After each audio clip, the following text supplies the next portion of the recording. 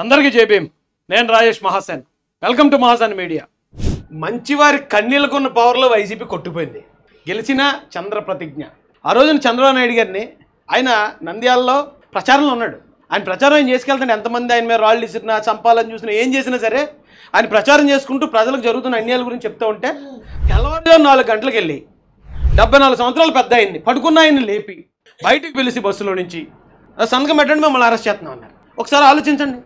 తెల్లవారుజాము 6 గంటలకు వచ్చి మా ఇంట్లో 2 పిల్లల మధ్యలో పడుకున్న నన్ను అరెస్ట్ చేసి తీసుకుపోయారు. ఆ బాధ నాకే తెలుస్తుంది. అలాంటి పెద్ద ఆయన రాత్రి పడుకునేటప్పుడు ఆయన అసలు కళ్ళ కూడా ఊహించి ఉండడు నన్ను తప్పుడు కేసులు పెడతాను, నన్ను అరెస్ట్ చేస్తారని.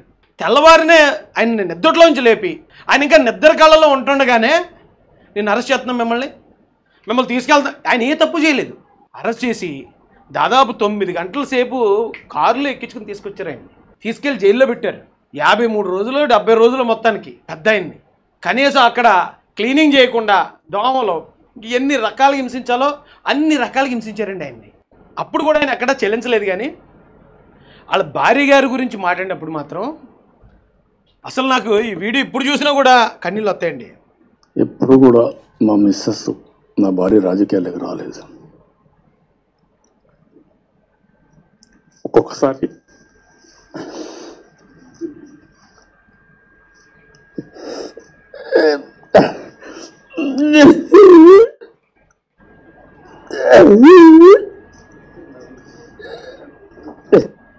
ఆయన అంత మాట అంబటి రాంబాబు ఎందుకన్నాడు తెలుసండి?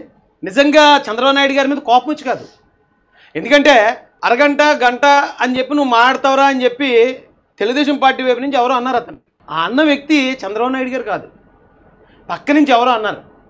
ఒకవేళ నిజంగా అంబటి రాంబాబు అనేవాడు కోపం వస్తే ఎవరిని తిట్టాలి? ఇప్పుడు ఏడ్రా నన్ను ఎలాగన్నాడురా ఏదో మొత్తానికి ఎవరన్నారో అతను తిట్టాలి. కానీ అతను ఏం చేశాడు అంబటి రాంబాబు?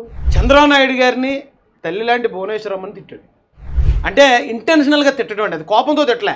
ఇలా దారుణమైన మాటలు మాట్లాడిస్తే ఆయన సిగ్గుపడి ఆయన గుండె ఆగిపోద్ది అవమానంతో. ఆయన చచ్చిపోతాడు.